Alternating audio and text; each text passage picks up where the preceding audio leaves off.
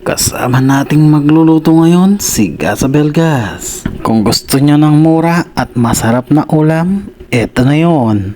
For today's video, magluluto tayo ng ginisang kamatis. As usual, ilalagay na natin ang extra virgin olive oil, isabayin na ang bawang, lutuin lang ng bahagya. Isunod na rin natin ang pampalinamnam na sibuyas at saka haluin sa sandok na kahoy. Dumating na rin ang oras para sa hiniwang kamatis. Haluin lang ng konti, huwag sobra. Tsaka maglagay ng patis, paminta at asin.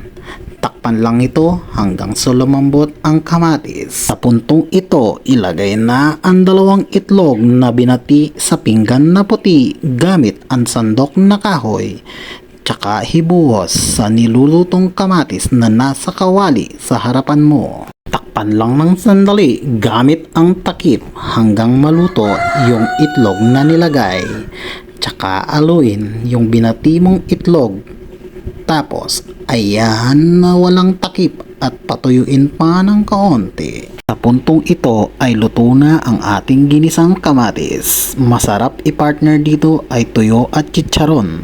Dahil wala akong tuyo, bumili na lang ako ng grilled jempo. Ano ba yan? Kakain na ako.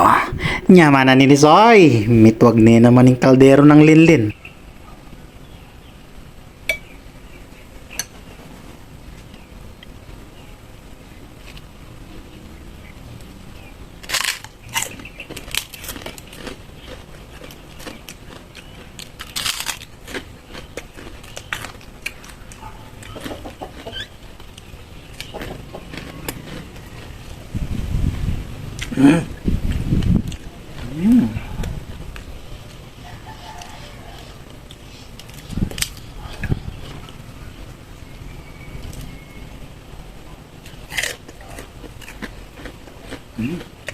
Masarap talagang kumain kapag nasa ilalim ng puno na malilim.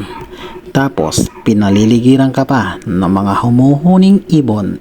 Isabay pa ang mga tumitilaok na manok. Humanda kayo kapag wala na akong maluto. Kayo ang isusunod ko hanggang sa muli.